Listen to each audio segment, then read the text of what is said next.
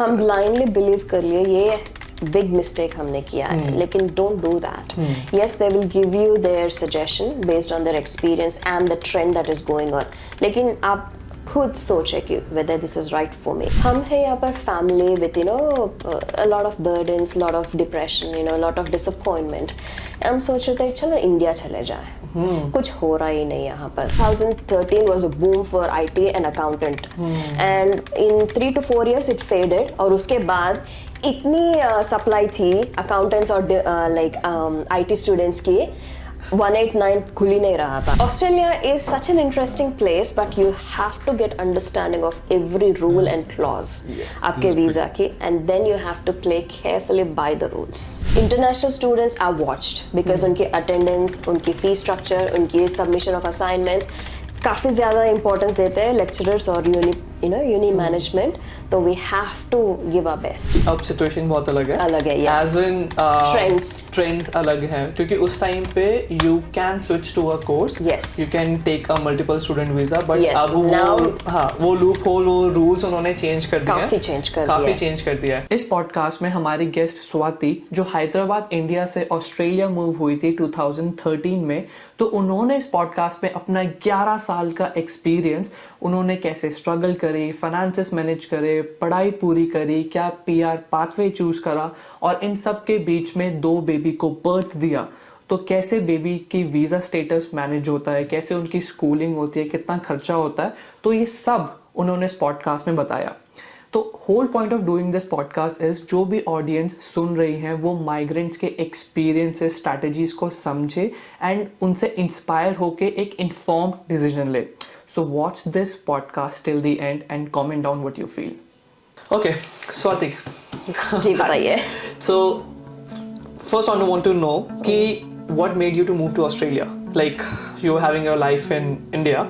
So वो कौन सा thought था कि then you feel like कि नहीं यार मुझे ऑस्ट्रेलिया जाना है या कहीं बाहर जाना है? इंडिया में बहुत सारे लोग माइग्रेट हो रहे थे, यूएस को, ऑस्ट्रेलिया को और कनाडा को जा रहे थे. तो मैं उस टाइम पर ग्रुप्स कर रही थी. I was preparing for my IAS exams. उसके साथ ही हम लोग एक्चुअली फॉरेन में पढ़ने की भी तैयारी कर रहे थे. I was recently wedded back then and my husband really supported me with both the ideas. So I was preparing for my groups my IAS exam, civils exam, as well as for going for this IELTS conference वगैरह तैयारी कर रहे थे हम लोग. तो मेरी groups की जो एग्जाम में लिख रहे थे, I just lost it by hairline. Then I said, okay, I think I have to focus completely on moving on to some other country. Right. जैसे कि I thought of just making some difference. I want to go explore the world. Right. मुझे पढ़ाई करनी थी and I want better opportunities. I want to explore. Yes. So that was the main idea. Okay, that's cool. But Australia क्यों select करा आपने? I understand better opportunities because that's one of my reason. But Australia कैसे select करा? It can be Canada, US, UK, anywhere. I don't know why I had this inclination for Australia, क्योंकि US के बारे में मैंने बहुत सुना है और मेरे cousins भी वहाँ पर settle हुए. इतनी अच्छी खास रिव्यू नहीं मिली वहाँ पर. तो मैंने सोचा लेट मी ट्राई ऑस्ट्रेलिया, क्योंकि आई लाइक वो सिडनी की ओपेरा हाउस है ना, वो kangaroos, it is something like refreshing idea. I thought let me try Australia and it's more welcoming.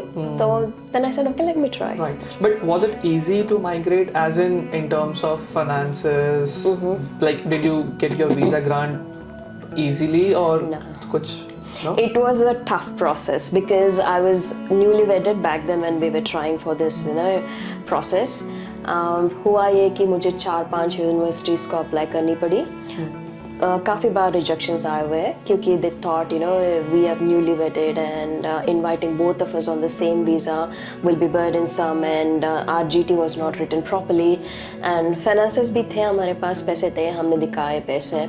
लेकिन in the end there was one college called Swinburne University which was happy to invite me and my husband on the same visa at the same time. Right? So दूसरे colleges जो उन्होंने reject की थी, एक ही clause था उनका, बोल रहे थे कि you first come down as a student, 6 months you can stay here and study, finish one semester and then you can invite your husband. Okay. Yeah. you know, after you send invitation, they can join you after Yes. 6 months. Yes. Like, I was not prepared for that. I Okay. said I want what I want, like, you know, I want to migrate along with my husband because whether it is up and down or, you know, good or bad, we want to be together. So that was the idea. yes, because अकेले migrate करना बहुत difficult हो जाता है. Definitely. Because you have to look after the accommodations and एक नई country के अंदर जाना जहाँ पे you have no one. No one, yes. So Everything is new. Exactly. Uncertainties around us, and the other point to add to it was I was pregnant. I was 3 months. I was carrying my baby who was 3 months old. So I said, no way, I'm going alone. I need my husband by my side. And my first baby, I was so nauseatic. कि मैंने कहा, no, we'll go together. Yes. So we did take some time. It was 1 year process. 1 year लगा मुझे कि कोई uni से offer मिलने के लिए. Okay. But still we said we will go together. Whether it is a big uni or small uni, we can pay the fee. That's all right. But we'll be together in the process. Right. Okay. So the idea was कि पहले हम Australia move करते हैं. जी. And then we'll see. तो उस time पे like agent ने suggest करा था वो particular university course or was it totally on you कि यार मैं रिसर्च करती हूँ मुझे इसी में ही जाना है ऐसा कुछ? एजेंट ने रेफर किया था IT कोर्स. Okay. लेकिन मेरी इंटरेस्ट उसमें नहीं थी. मैं एक्चुअली BSc कंप्यूटर साइंस मैंने कंप्लीट की थी इंडिया में, और उसके बाद I switch to management and business. मैंने MBA भी ख़त्म किया था इंडिया में. I got masters degree. So because of having masters मुश्किल हो रहा था मुझे कोई भी यूनि में एंट्री पाने के लिए, क्योंकि I am already master graduate holder. And वो बोल रहे थे कि why do you want another master? So I had to convince them. And then I thought, let me pursue my interest, which was in business management side and human resource. Then fortunately there was another consultant जिन्होंने actually IHRM like integrated human resource management course को suggest किया था Swinburne University. तो वो university was really good enough to invite both of us at the same time. Right. And then I got offer into that, and then I landed in Australia in December 2013. Yes. I mean that's true. ये reason मैंने भी बहुत सुने जो already लोग masters कर चुके होते हैं like overseas में. Then obviously universities question raise करते हैं like you have already done a masters तो आपको वापस से क्यों आना है? Exactly. Especially अगर आप same field के अंदर देख रहे हो तो like कि courses. Why again? Yes, why again? So then you might have to come to with a very very strong reason which is Yes. very difficult again, or either you have to look for a different course. Exactly. But जब आप यहाँ पर आए, so how was the experience? Like first you landed in Australia, how was the feeling कि यार मैं Australia आ गई हूँ finally, क्योंकि इतना you know visa rejections इतना problems के बाद Process था, when you landed to, तो आपकी expectations कैसे थी और वो match हुई थी land करने के बाद या नहीं? सच बताओ तो कोई expectations नहीं थे. I was prepared for the challenge. And the other thing was nausea चल रही थी बेबी के साथ. So बहुत ज़्यादा था, तो I had sleeping sickness in the morning. You know morning sickness बोलते हैं ना, ज़्यादा सोती थी मैं. तो throughout the flight I was sleeping to avoid that, you know, throwing up things. So I was just focusing on keeping myself, you know, up and going rather than thinking what I'm going to do there here. वो आ रहे ही नहीं थे, तो I was focused more on baby's health and myself. And जैसे कि कोई मेरे husband के friends थे यहाँ पर जिन्होंने हमें initially accommodation दी थी. एक रूम उन्होंने दिया था, तो वहाँ पर like settle होने के लिए मुझे काफ़ी time लगा. क्योंकि I was missing my mom, missing my parents, and that's the prime time. You know, you feel like eating a lot of things. I had to control those urges. क्योंकि I made this choice. Yes. I said that I have to live by it. Then I was fighting hard for all these things कि मुझे करना ही है. Then actually हमारी course शुरू होने वाली थी around Feb to March, लेकिन हम आए थे दिसंबर में ताकि हम जॉब ढूंढे या फिर यू नो सेटल हो जाए यहाँ पर, थोड़ी सी होमली फीलिंग आ जाए, इसीलिए थोड़ी like you no 2 or 3 months पहले ही आ गए थे. That's really good. That's what I suggest to people कि if they're planning कि उनका कोर्स शुरू होने वाला है, let's say suppose March में, they should be here by end of Jan at least, Yes. so that they can get enough time to settle down, get familiar with the culture, Yes. environment, open your bank account. Like you have to do Cultural shocks नहीं चाहिए हमें. हाँ, exactly. You get time to find a job. Exactly. So because once your uni starts ना, then उसके बाद it's very It difficult. starts, that's all. हाँ, then you don't get enough time to handle other things. Okay. Yeah, it's like you know you have to get along with the flow. जैसे कि पढ़ाई शुरू हो जाती है, you have to be on time with your assignments, attend Yes, classes. yes. International students are watched because उनकी attendance, उनकी fee structure, उनकी submission of assignments, काफी ज्यादा इंपॉर्टेंस देते हैं लेक्चरर्स और यूनी मैनेजमेंट, तो we have to give our best. It's not like Indian university और ऐसा कि नहीं होगा यहाँ पर. हाँ, it's very difficult because even जब मैं अपने यूनी लाइफ के अंदर था, I can see the difference. कि मैं जब दिल्ली यूनिवर्सिटी में पढ़ता था, वी वर सो चिल कि जा रहे नहीं जा रहे, लाइक एग्जाम से थोड़ा टाइम पहले पढ़ लिया, लाइक ओवरनाइट पढ़ ली, जाकर एग्जाम लिख लिया, खत्म हो गया, नंबर आ गए. यहाँ पे आपको एक्चुअल में वो लाइक हर टाइम फील्ड पे रहते हैं. Exactly. कि आपको ये प्रेजेंटेशन करनी है, ग्रुप प्रेजेंटेशंस करनी है, plus you have people from different background, तो उनके साथ relation बनाना, चीजें समझना, it's very difficult. Yes, this culture is totally different. Like ये पूरी like lecturer के around घूमने लगती है अपनी classes, आपके friends के साथ जो आते हैं different culture से, उनके साथ rapport बनानी है. Like get into the culture. You have to amalgamate yourself into this society. Then you will enjoy. If not, if you're staying, like isolated, stereotype हो जाएगा. Yeah, exactly. That's the whole point. If you have come to Australia, rub your shoulders with them sort of thing. I mean, you have to mix into the culture. I guess इसी के लिए आए हो ना Australia. That's what I feel. Exactly, that exposure. Yes, actually, इसमें ना the plus point is you become more open-minded. You become a critical thinker, problem solver. Like you see world in a different approach. वो एक खुल जाती है, it's like okay, you are in a bigger place, we have to think big, we have to do it. वो determination भी बढ़ जाता है हमें. Yes, I totally agree with this. क्योंकि मुझे याद है, like अब मेरा mindset अलग है. That's what I tell to people. कि जब आप like एक चार दीवारी में होते हो, you know that this is your life. ये चार दीवारी. But जब आप बाहर निकलते हो, then you see यार you see the दुनिया, it's like you see this, oh it's so big. It's so big and कैसे कैसे लोग हैं, कैसे mindset है. Like मुझे याद है मेरे एक flatmate था, he was from Poland. तो उसका माइंडसेट जो था वो बहुत ही अलग था. लाइक हमारा एक इंडियन माइंडसेट होता है that we have to get a job, घर बनाना है, बच्चों को हमारी स्ट्रक्चर होती है. हाँ, स्ट्रक्चर होता है. ही वाज सो फ्री कि मतलब यार मैं इतना कमा रहा हूँ, इतना सेव करूंगा, इतना ट्रैवल करूंगा, फिर दूसरे स्टेट में चला जाऊंगा, ये काम करूंगा, इतना सेव करूंगा, बैकपैकर की तरह. I was like, what is this life? ये कौन सा लाइफ है यार? ये तो माइंडसेट ही अलग है, हमें किसी ने बताया नहीं है. So वहाँ से like थोड़ा सा एक पॉलिश आता है, माइंडसेट होता है. But yeah, it's exposure, people different places से आते हैं, डिफरेंट सोच होती है उनकी, लाइफ की भी अप्रोच डिफरेंट होता है उनका. लेकिन हम लोग ना नहीं हमें ये करना है, बच्चे पैदा करना है, फैमिली करनी है और सेटल होना है, बड़ा महल में रहना है, क्योंकि एक इमेज बनानी है खुद की. तो ये हमें वैसे ही ट्रेन करा गया जी. But nothing wrong with that, it's our culture and in the end we actually end up in the same way. Yes, मैं उस कल्चर, मैं उसको कुछ निगेट नहीं करना चाहता, बट आई वांट कि उसको थोड़ा पॉलिश रिफाइन करना है. You have to see the world, दूसरों की तरफ से भी आपको देखना पड़ेगा. Like what this world can offer you, be open to the opportunities when you come to other countries. It's not just narrowing down to what you want. Explore right. Okay, so जब आप यहाँ पर आ गए, then उसके बाद आपने course change करा था, इज इट अकाउंटेंसी में? अकाउंटिंग में. तो वो क्यों चेंज करा? काफी क्लास में बात हो रहे थे, हमारे देसी थे क्लास में हमारे दोस्त, तो पहले तो हम उसको ही दोस्त बनाएंगे. तो सब लोग एजेंट के पास भाग रहे थे, पीआर की भागा दौड़ी चल रही, रेस चल रही थी वहां पर.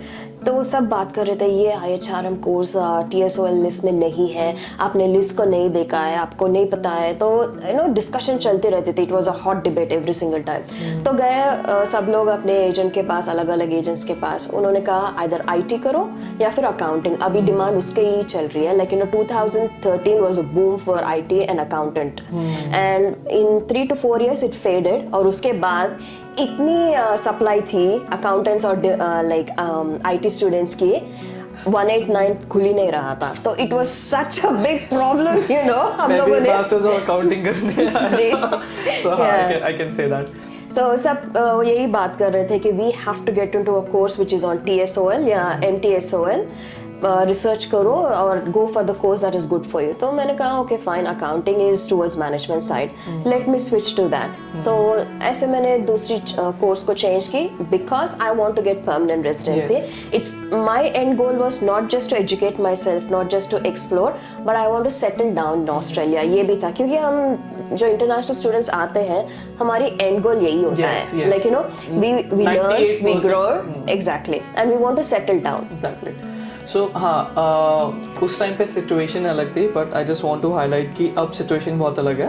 yes. एज इन ट्रेंड्स अलग हैं, क्योंकि उस टाइम पे you can switch to a course, you can take a multiple student visa, but अब वो लूप होल, वो रूल्स उन्होंने चेंज कर दिया, काफी चेंज कर दिया है. बट इंडियन लोग जो आ रहे हैं यहाँ पर प्रोफेशनल्स, उनके लिए मेट बोल के एक प्रोग्राम ओपन किया गया है. तो it's like a venture between Australian and Indian government.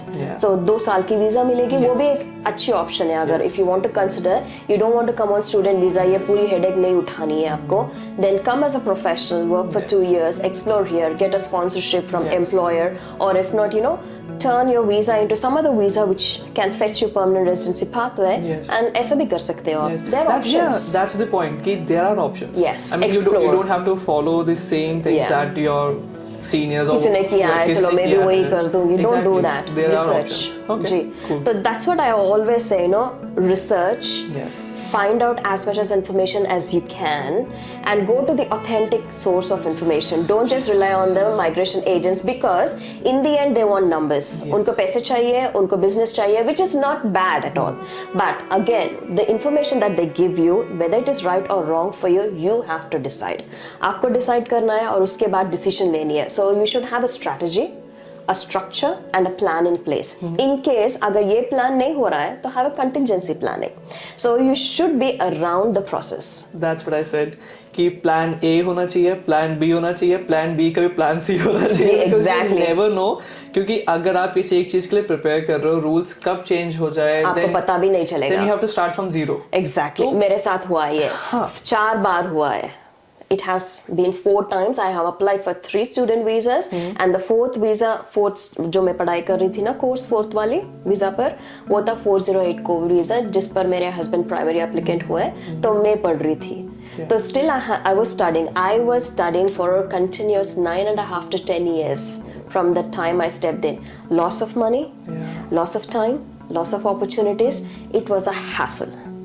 So we have to actually adjust ourselves, be quick in making decisions and go by the rules, play by the rules. That's a must in Australia. True. You can't breach it because you risk your lifetime opportunity. So I always stuck to the rules. In the end, I'm there by God's grace. So जब आप accounting कर रहे थे तो I believe उस time पे बहुत ही limited options थे. सो आप 189 चेज कर रहे थे, am I right? Exactly. Point stream वाली वीजा जो है 189, वो स्टूडेंट्स के लिए इजी था क्योंकि वो पॉइंट बेस्ड यानी मेरिट बेस्ड की थी. Like for advanced English learner 20 points मिलते थे हमें, एज के लिए 35 मिलता था, अंडर कितने with in 30 years. Yes, 25 to 30 years. शायद there's an age limit for that. They keep on changing. हाँ, you just need to check for that. Don't rely on that. जो currently चल रहा है वो उसको देखो. But हाँ, basically point system था. एज के लिए पॉइंट्स थे, पढ़ाई के लिए पॉइंट्स थे, एंड मास्टर्स करेंगे तो 15 पॉइंट्स मिल रहे थे. एंड पीटी अगर ऑल 9s थे तो ऑल 8s और 9s होंगे तो 20 points. CCL and 1 year work experience, PY professional year, तो ये कुल मिला के मेरे 95 हो गए थे. और 95 I was waiting for almost 2 years क्योंकि हमारी EOI की एक्सपायरी होती है 2 years की. तो मैंने विद इन दैट पीरियड कितने EOIs लगाए थे खुद ही, क्योंकि मैंने प्रोसेस की रिसर्च की है, खुद लगाई थी 189. ये नहीं मिला एंड 189 तो राउंड हो रहे ही नहीं थे. तो it was such a disasters thing कि मास्टर्स कर ली और 485 यानी कि नो जो हमें टेम्परेरी रेजिडेंसी, हाँ, वो 18 months का मिल रहा था ना, वो उस पर थे हम लोग. एंड वो पोस्ट स्टडी वर्क वीजा ऐसे ही उठ जाता है. जी एग्जैक्टली. हमें लगता है 18 months है. नहीं dude, no, don't relax in that. पता भी नहीं चलता कि कब 18 months निकल जाता है. सो मैं एक बार 189 प्रोसेस थोड़ा सिंपलीफाई करके एक्सप्लेन करते हैं कि वो again it's a point test visa है. हाँ, age on the basis of your age, English test, like अलग अलग क्राइटेरियाज होते हैं, राइट. एंड देन उसके बाद you apply for, you first do expression of interest EOI। EOI डालेंगे। हाँ, एंड देन उसके बाद लाइक फॉर एग्जांपल आपके 95 पॉइंट्स थे, उसमें अगर फाइल्स खुलती है, क्योंकि बाकी उन्हें भी डाल रहा होगा 95 100 110 पे चल रहा था वहाँ Yes. तब तो उस टाइम पे जो पॉइंट चल रहे थे उसकी फाइल खुलती है जी। पार्टनर्स के पॉइंट भी ऐड होते हैं इस पर, दैट्स वन प्लस पॉइंट। अगर आपके पार्टनर के पास क्वालिफाइड क्या बोलते हैं उसको, स्किल असेसमेंट। स्किल असेसमेंट, हाँ, स्किल असेसमेंट, और उनके पास इंग्लिश एग्जाम की रिजल्ट्स है और वर्क एक्सपीरियंस है, ये भी ऐड होती है वहाँ पर। दैट्स वाई ज़्यादा लोगों के लाइक 110 120 पे जा रहे थे पॉइंट बेस्ड पर, तो उनके लग रहे थे फाइल। जैसा कि हम 95 पर हम हैं, हमारी तो खुल ही नहीं रही थी, तो वो it was a stressful thing. क्योंकि उस टाइम पे लिमिटेड ऑप्शंस थे, एंड देन तो आप काफी टाइम तक उस पे रहे। तो क्योंकि उस पॉइंट्स को कैलकुलेट करने के लिए अगर आप बताओगे आपने क्या क्या करा था, as in what is points बनाने के लिए, पॉइंट्स बनाने के लिए फर्स्ट थिंग एज तो हम कुछ नहीं कर सकते। Between 25 to 30 you automatically get 30 points. Again you need to check this points based on the criteria. और PTA मेरे ऑल 9s थे, तो उसके 20 पॉइंट्स मिल गए। एंड मैंने नाटी की थी, तब नाटी बहुत मुश्किल थी। अभी तो CCL उन्होंने इंट्रोड्यूस किया है, जैसे कि आप 1-2 महीने प्रिपेयर हो जाएंगे, लो टू इंग्लिश कोई भी लैंग्वेज हो वो आप क्लियर कर सकते हो, if it is a good centre that you going through and the trainer is really fantastic.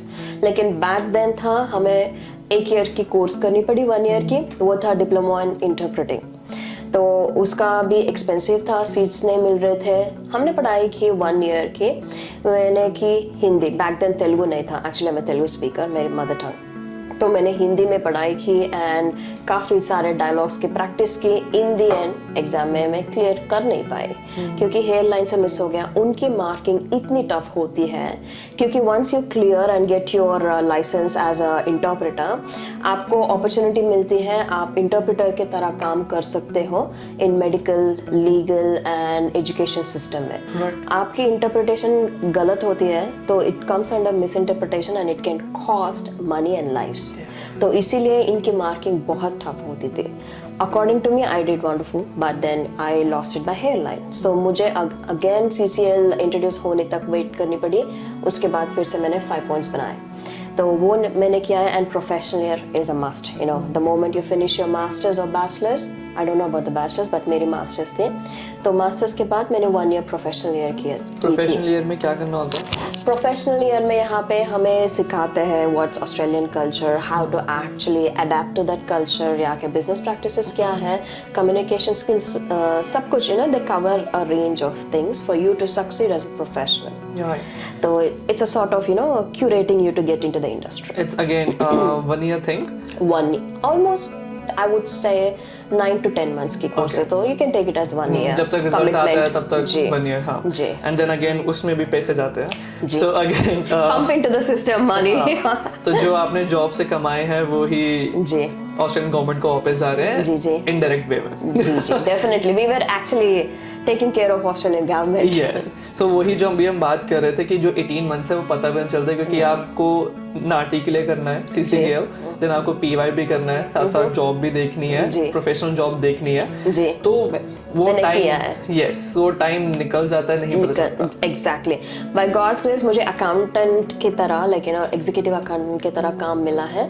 मैंने बुक कीपर की तरह काम किया है 1 ईयर और इसके 5 पॉइंट्स भी मुझे मिले हैं, तो ये कुल मिला के 95 पॉइंट्स किसी तरह से हो गए थे और मैंने EOI डाल दी।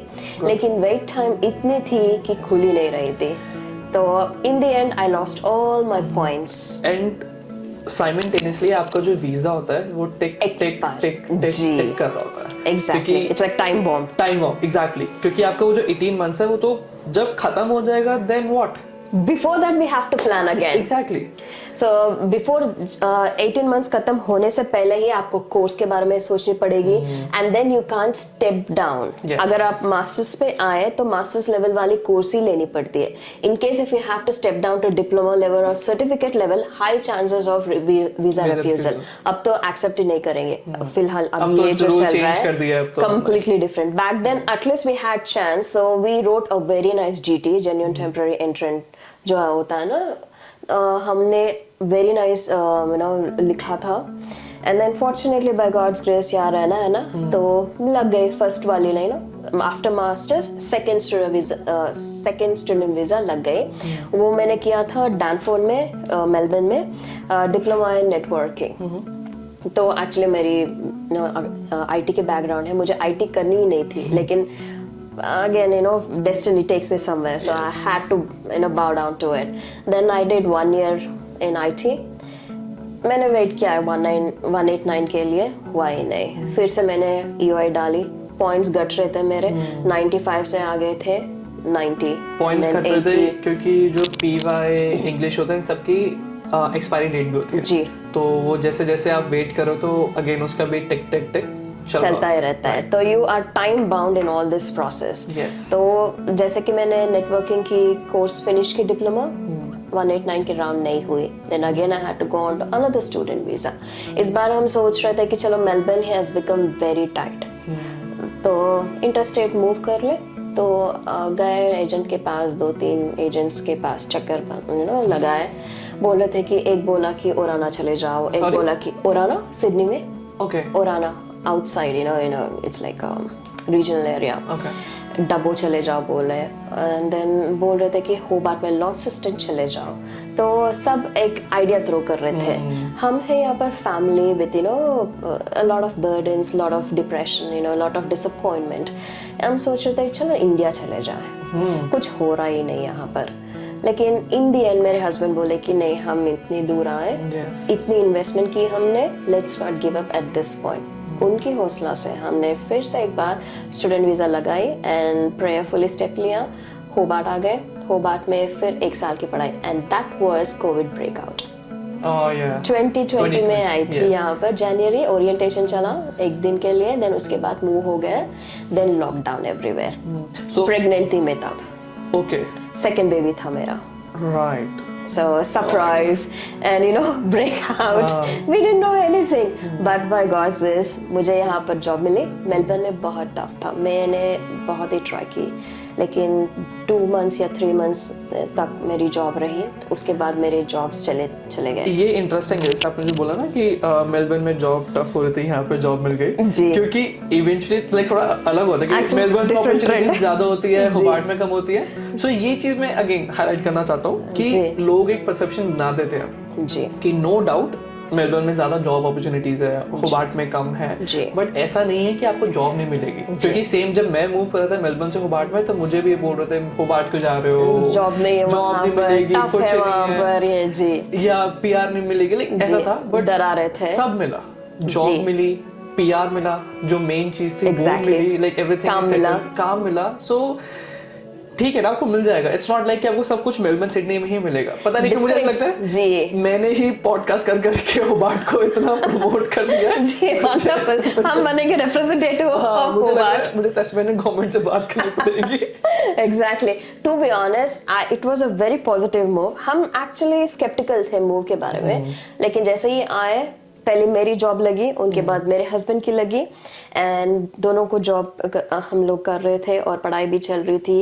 एंड कोविड का लॉकडाउन के वजह से मेरे हस्बैंड की जॉब चली गई थी और मेरा चल रहा था। मैं प्रेग्नेंट, मेरी बम्प होती ही जा रही थी, लेकिन still I was working, studying, सब कुछ चल रहा था। And Hobart is really a welcoming place. सच बताऊं तो हम, yes things may not work out for everyone, but मेरे लिए it is really a positive place. यहाँ पर जॉब मिला, देन उसके बाद गवर्नमेंट जॉब मिली, देन उसके बाद मेरी चॉइसेस करियर बनी मेरी यहाँ पर, and now we are on the pathway towards a permanent residency. So it did work very well for us, to be honest. Risk लेंगे, लेकिन कैलकुलेटेड रिस्क। तो उस टाइम पे एजेंट ने सजेस्ट करा to move to Hobart ji, and actually उन्होंने कहा था लॉन्सिस्टन जाओ। लॉन्सिस्टन हम लोग लाइक फेमिलियर नहीं थे, तो we said let's go to the city side, so इसलिए हमने चेंज कर लिया। मैं एक चीज पूछना चाहूंगा, जब आप ऑस्ट्रेलिया के बारे में सोच भी रहे थे, तब आपको पता था तस्मेनिया, होबार्ट जैसे कोई जगह एग्जिस्ट भी पता भी नहीं था इसकी existence, to be honest, but लेकिन लैंड हो गए यहाँ पर। और जब मेलबर्न में भी थे, स्टार्टिंग के 1-2 साल तक पता चला जी ना, नहीं ना? नहीं, it was all of a sudden miracle box. Exactly same, क्योंकि मुझे नहीं पता था, अभी भी किसी को नहीं पता होबार्ट तस्मानिया जैसी जगह है, लाइक मुझे लिटरली एक्सप्लेन करना पड़ता है कि मैं कहाँ पर हूँ, कि जैसे जैसे श्रीलंका है इंडिया के लिए, yes. वैसे ही तस्मानिया है ऑस्ट्रेलिया के लिए, exactly. तो मुझे ऐसे एक्सप्लेन करना पड़ता है। एंड वहाँ पे भी जब मैं मेलबर्न में था तो मुझे आधे एक साल तक नहीं पता चल रहा था, अनलेस जब मैं एजेंट के पास गया, उन्होंने ऑप्शन एक्सप्लोर करवाए कि ऐसे ऐसी जगह है, तब मुझे पता चला। मैंने कहा अच्छा ये ऑस्ट्रेलिया का पार्ट है। बट हाँ, ओके, सो आपने यहाँ पर आके कौन सा कोर्स करा? मैंने यहाँ पर मेरी 3rd स्टूडेंट वीजा पर मैंने पढ़ाई की diploma of leadership and management, और उसके बाद भी नहीं आई, स्टेट स्पॉन्सरशिप नहीं हुआ। 1 ईयर की पढ़ाई के बाद यहाँ पर रिक्वायरमेंट है ना कि हमें काम करनी है और 1 ईयर की स्टे होनी चाहिए, actually continuous stay, and followed by 1 year study. वो हमने मीट की, लेकिन 491 की रिजेक्शन आई, टू टाइम्स जी। इसके अंदर भी एक कैच है कि देयर इज अ डिफरेंस की requirement and plus ground reality. Yes, that's what I feel exactly. कि मतलब आप वेबसाइट्स पे जाओगे, आपको रिक्वायरमेंट्स, एलिजिबिलिटी पता चल जाएगी क्या ये रिक्वायरमेंट है, बट जो एक्चुअल में हो रहा है ना वो अलग, क्योंकि आई गेस वेबसाइट के अंदर भी ये लिखा हुआ है कि if you are meeting requirement that doesn't mean that you qualify for that and you are invited for it. Exactly, क्योंकि उनके पास कोटा होती है। अगर you know too many DLM के स्टूडेंट्स आ रहे हैं या टू मेनी अकाउंटेंट्स आ रहे हैं तो वो कैप कर देंगे, and then they go to the skills that they want. So it is based on their requirement, not on what you do, on current demand कि उनको क्या डिमांड है। क्योंकि ऐसा ही हुआ, बिकॉज़ जैसे बहुत सारे अकाउंटेंट्स आ गए थे, तो अकाउंटिंग से इतनी ज्यादा सप्लाई आ गई थी कि डिमांड नहीं थी। Exactly. उन्होंने बहुत डिफिकल्ट हो गया था अकाउंटिंग के लिए, इसलिए जैसे आज की डेट के अंदर जो हेल्थ सेक्टर के अंदर है, like beat nurse, doctor, construction में है, तो उनके लिए बहुत इजी है। शेफ्स के लिए, कुक्स के लिए अच्छा है यहाँ पर, टूरिस्ट इंडस्ट्री, राइट, क्योंकि उस टाइम वैसे भी जब डिप्लोमा ऑफ लीडरशिप कर रहे थे सब यही कर रहे थे, सब लोग यही कोर्स एक ही ट्रैक पर चल रहे थे, सब एग्जैक्टली वही ट्रैक पे कर रहे थे। वही जो हमने स्टार्टिंग में बात करी कि जो सब कर रहे हैं वो नहीं करना, क्योंकि ये एक्सपीरियंस से ही पता चलता है। क्योंकि मैंने जिसके साथ पॉडकास्ट करा था आपसे पहले, तो वो भी तस्मानिया मूव हुए थे, तो उन्होंने भी डिप्लोमा ऑफ लीडरशिप करा। अच्छा, तब हमारे पॉकेट में वो क्वालिफिकेशन है सबके पास, तो हम सब यही बात कर रहे थे कि यार सब वही कर रहे थे, तो एजेंट पता है क्या होता है, क्योंकि एजेंट वही सजेस्ट कर रहा है जी, and we rely on agent, we trust कि हाँ यार ये हमें सही पाथ पे बता रहा है जी। तो उस टाइम पे सब ही डिप्लोमा ऑफ लीडरशिप हम ब्लाइंडली बिलीव कर लिए, ये बिग मिस्टेक हमने किया है, लेकिन don't do that. Yes, they will give you their suggestion based on their experience and the trend that is going on, लेकिन आप खुद सोचे कि whether this is right for me, is there any other alternative pathway, do I need to actually talk to the person who has already done it, you know, go out and do, explore, research करे, then उसके बाद decision करे। Don't blindly just trust single person and then take a chance with your career, ये ना करे, क्योंकि मेरी 491 2 बार reject हो चुकी थी, मैंने खुद लगाई। फिर उसके बाद हुआ advance diploma of leadership and management में लगा ली, फिर से पढ़ाई शुरू हो गई। देन सोच रहे थे कि कितनी बार पढ़ाई करें, then I moved on to Cert 3 level now, cookery जी, masters diploma, now Cert 3 level पर आ गई। तो उस समय पर मैंने बोला कि will not go for student visa, क्योंकि अभी नई ऑप्शन आई है कोविड वीज़ा। 408 पर मेरे हस्बैंड को हमने अप्लाई कर ली प्राइमरी एप्लीकेंट की तरह। Then still I was studying कि चलो 491 आ जाएगा, though already we are on 408, so मुझे पढ़ाई करने की ज़रूरत नहीं थी, लेकिन but I was looking for the long term thing कि PR आ जाए। तो Cert 3 मैंने कर ली, नो रिजल्ट। फिर जब अच्छी जॉब मिली, वहाँ से ओपनिंग आए, तो उन्होंने जॉब कंसिडर करके कहा कि okay fine, you are making a difference in our community, therefore will not give you 190 but लेकिन 491। अब मैंने कहा चलो कुछ भी हो, मुझे यहाँ पर सेटल होना है, whether it is a long path or a short path, let me you know get to that stage in one or the other way. तो मैंने 491 एक्सेप्ट कर ली, अभी चल रहा है प्रोसेस।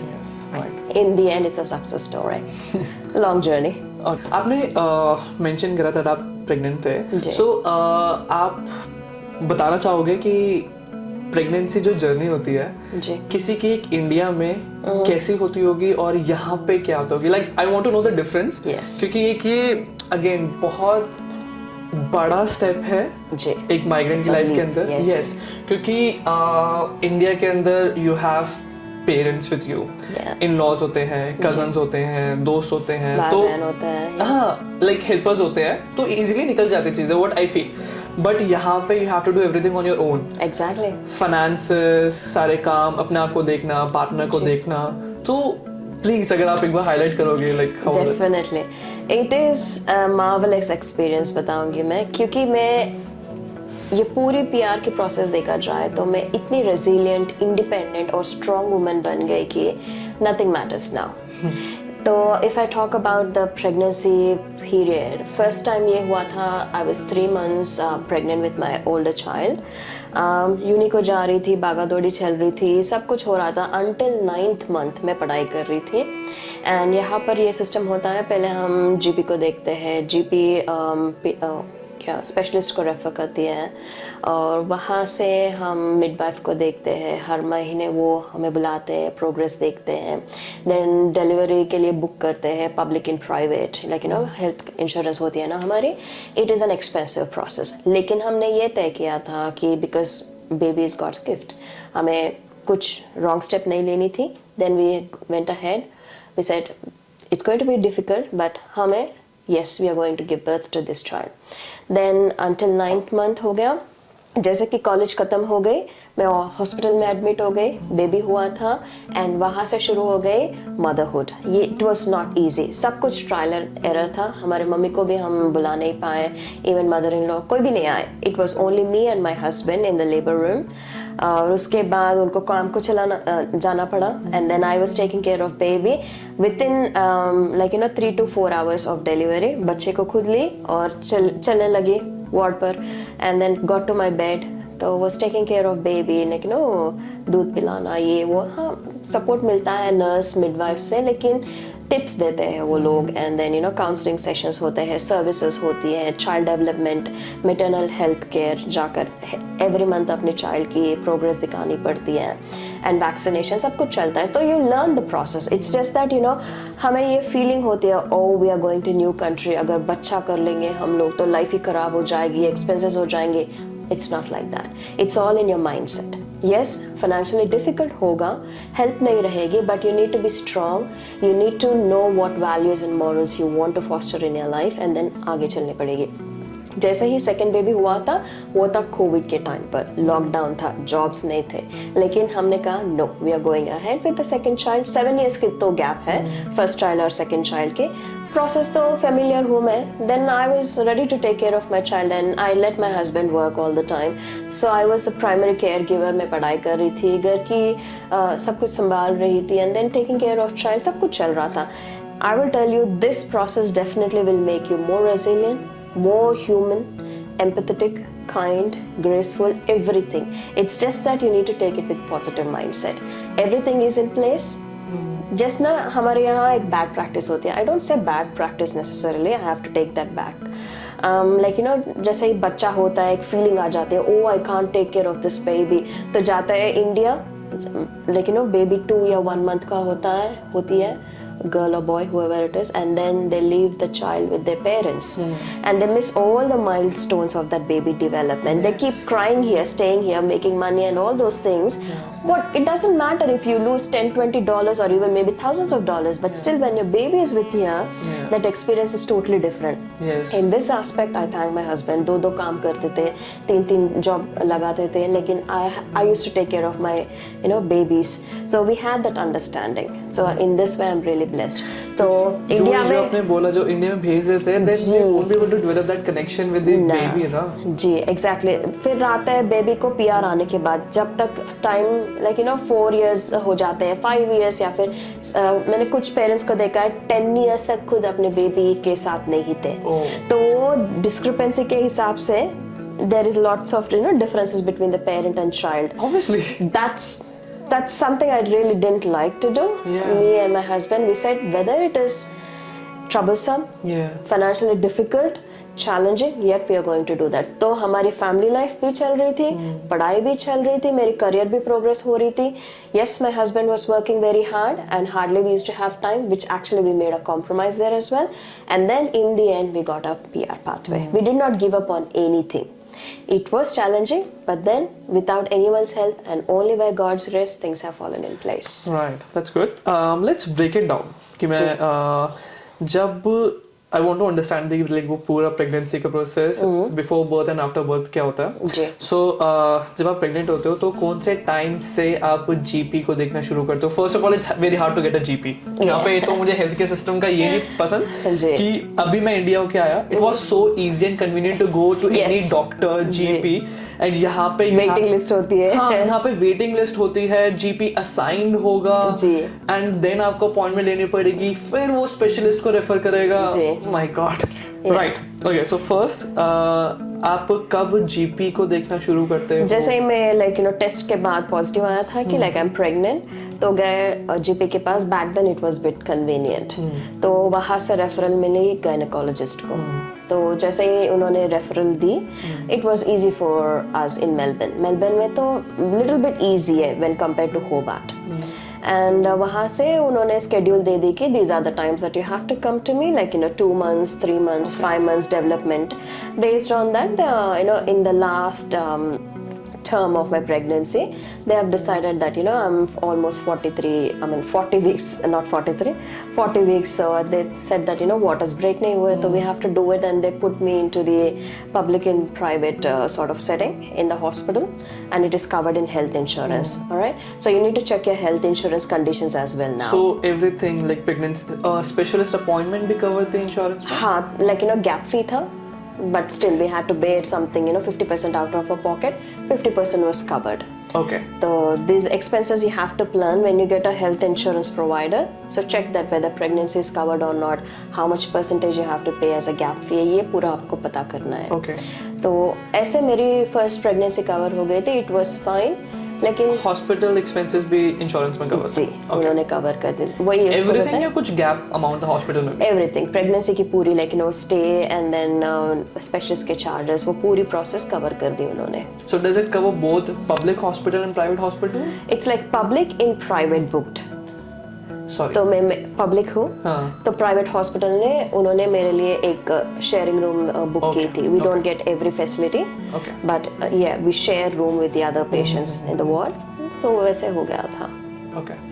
देन उसके बाद जो मिडवाइव्स आती हैं वो कैसे असिस्ट करती हैं? बिकॉज आई गेस वो जो फादर होते हैं उनको भी ट्रेनिंग देते हैं, उनकी भी क्लासेस होती हैं. मेरे इसमें ये हुआ कि once the baby was born, पूरी प्रोसीजर्स हॉस्पिटल में ही हो जाती है. दे स्केड्यूल MCH नर्स को देखना, maternal child and health care nurses आती है, और उनको जाकर हम एवरी मंथ बेबी की वेट, हाइट, रिफ्लेक्सेस सब कुछ चेक करते हैं वहाँ पर. And if there is any discrepancies they will refer to a specialist और इफ नॉट अ GP. बच्चे की until 4 to 5 years पूरी ये रिकॉर्ड हमें मेंटेन करनी पड़ती है. इसमें वैक्सीनेशन भी हमें स्केड्यूल मिलता है उसमें. तो once the baby is born in the hospital, वहाँ से birth registration, everything they will advise you on that. So they will give you every bit and piece of information. You just need to consult that particular people and get the process done. It's not that hard once the baby is born. And जब आप baby को लेके आते हो and then उनको proper एक seat जी, car seat होनी चाहिए. जी, एग्जैक्टली. कार सीट में रखना होता है. एंड देन घर में भी आपको बैसिनेट होनी चाहिए, उनके लिए सेपरेट बेड होनी चाहिए. And then they come and check everything in the house before baby, how are we taking care of. After a week or so something they will visit us. So we can request for them to come home and have the checkup, or if not we can go to the center and do it. So we have this facility. जैसे India में तो हम बच्चों को सुला देते bed में, bed पर मम्मी डैडी के बीच में. बट यहाँ पे ऑस्ट्रेलिया में अलाउड नहीं है. It's a strict rule. Exactly.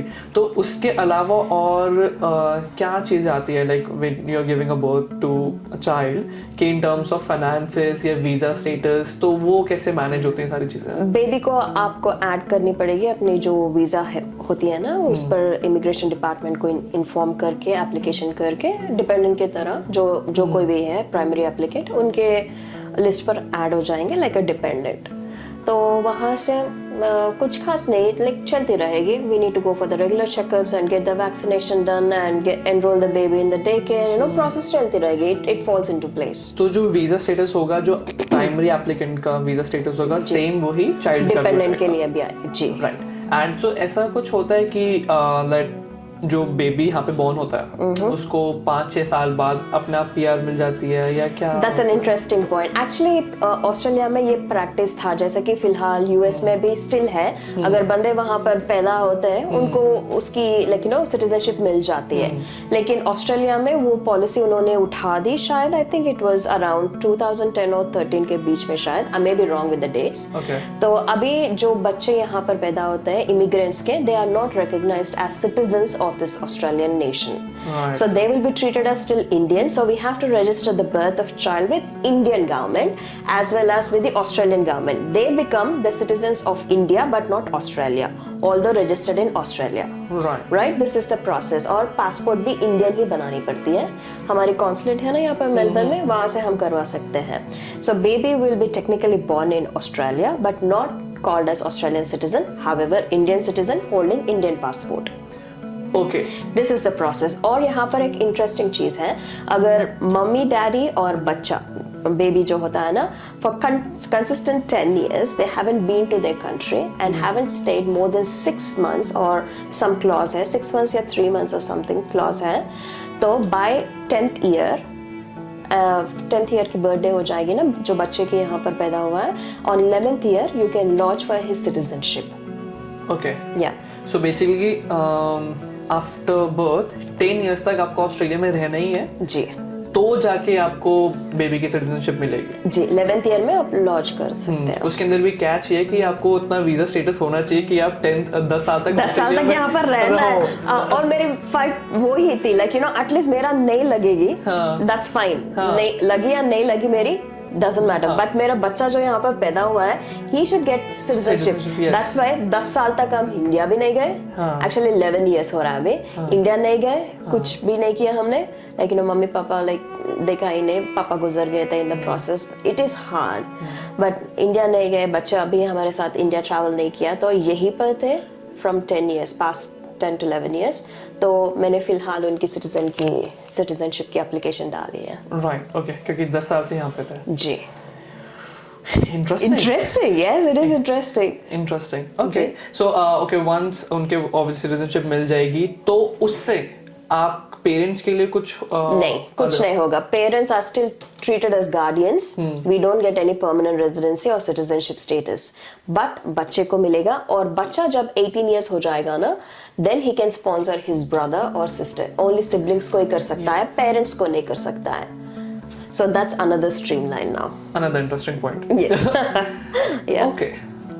Right. See, Australia is such an interesting place, but you have to get understanding of every rule and clause. Yes. आपके वीजा की, and then you have to play carefully by the rules.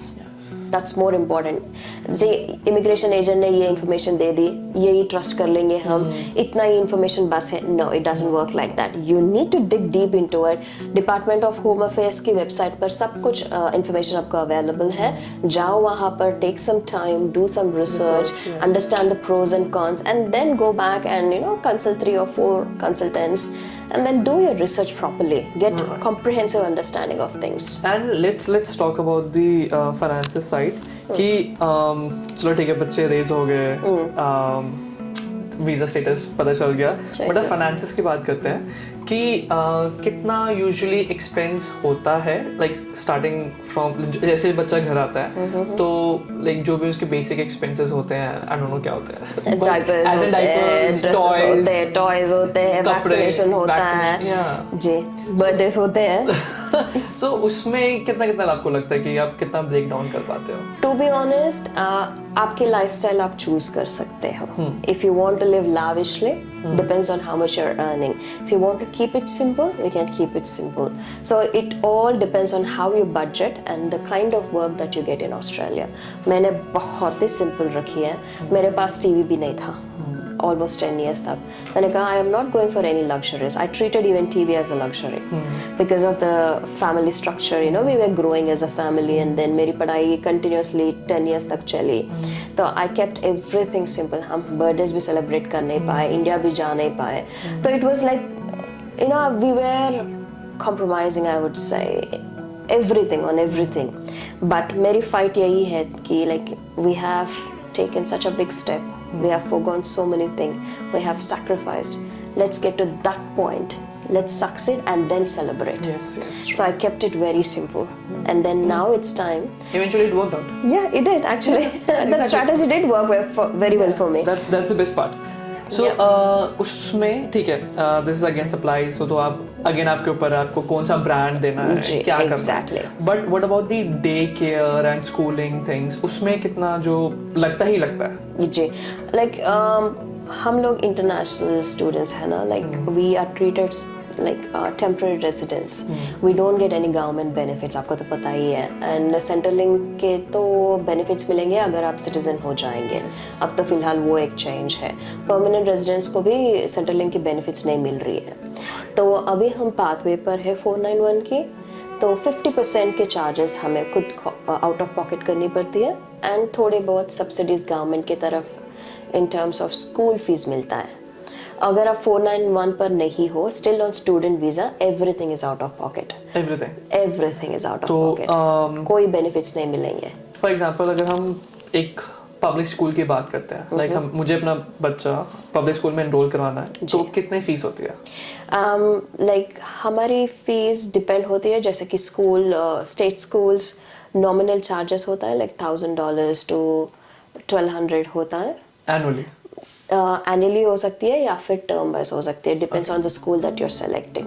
तो अभी मेरा बच्चा private school में पढ़ रहा है, पहले तो हमने स्टेट स्कूल में डाली थी, तो भी लगभग ना 3,000 to 5,000 की खर्चा निकल जाती है पर ईयर अगर आप स्टेट स्कूल में हो, क्योंकि यूनिफॉर्म, बुक्स, ट्रिप्स, एक्सकर्शन, ये पूरा मिला के 5,000 to 6,000 इजीली हो जाएगा वहाँ पब्लिक स्कूल के अंदर. 5,000 to 6,000 एनुअली. जी. एंड अगर आप प्राइवेट स्कूल में हो तो प्राइवेट स्कूल में तो 3 to 4 times आप you can imagine now. Okay. तो 491 पर हमें 50% की डिस्काउंट मिलती है. Again depends on the school how much it is offering to you. तो थिंग्स विल चेंज, लेकिन आउट ऑफ पॉकेट के खर्चे तो कंपलसरी हो जाएंगे 491 पर. एंड डे केयर की अब अगर बात करेंगे, if you are sending for a proper day care in a centre, तो for now the prices are $135 per day. Per day I mean Hobart की बात करेंगे तो अब तो फिलहाल 135 चल रहा है पर डे. एंड क्योंकि मैं अभी फुल टाइम एम्प्लॉय हूँ, कोई नहीं है मेरा बच्चे को देखने के लिए घर में, एंड हस्बैंड भी काम को जाता है, तो it's a must for me to send 5 days. So $135, everything is out of pocket. So half of my salary is gone there, but I can't do, मुझे तो वो चलानी है.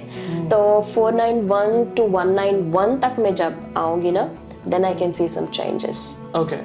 सो तब क्या चेंज होगा for example? And first of all day care में होता क्या है? लाइक वो जस्ट बेबी को बच्चों की टोली है, like you know they come along, they play, they learn, they spend time, they eat together. You know जैसे कि घर में टाइम बिताते हैं वैसे डे केयर सेंटर में केयरर्स के साथ, बच्चों के साथ टाइम बिताते हैं. ओके. एंड वो $135 पर डे चार्ज करते हैं. इंटरेस्टिंग पॉइंट यहाँ पर यह है कि whether you leave your child for 4 hours or if not for complete 8 hours, you will still be charged $135. Because यहाँ पर एक रूल है ना, minimum 4 hours की employment चल रही है. Yes. So you have to give them at least 4 hours of employment. So $135 per hour is for citizen या फिर सबके लिए, लाइक टेम्पररी रेजिडेंट? सबके लिए एक ही है, लेकिन टेम्पररी रेजिडेंट्स जो होते हैं उनके लिए कुछ सब्सिडी नहीं मिलती है वहाँ पर. वेरा सिटीजन्स के लिए कुछ परसेंटेज सब्सिडी होती है, या 60% या 70% डिस्काउंट होता है उनका. आउट ऑफ पॉकेट उनकी बहुत कम लगती है. सो लेट्स से अगर सिटीजन है तो उनको $70 to $80 पर डे पड़ेगा. या 60 to 70 कवर होता है उनका. हमारी जो होती है 100% होती है. Okay. Because we are not to that stage of 191. And day care आपकी चलती है कौन से ईयर से कौन से ईयर तक? देन उसके बाद क्योंकि आप स्कूल में shift baby from 3 months 2 months can also go. Okay.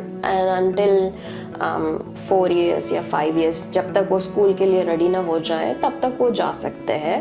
From 2 or 3 months depends on age limit as per the day care की conditions.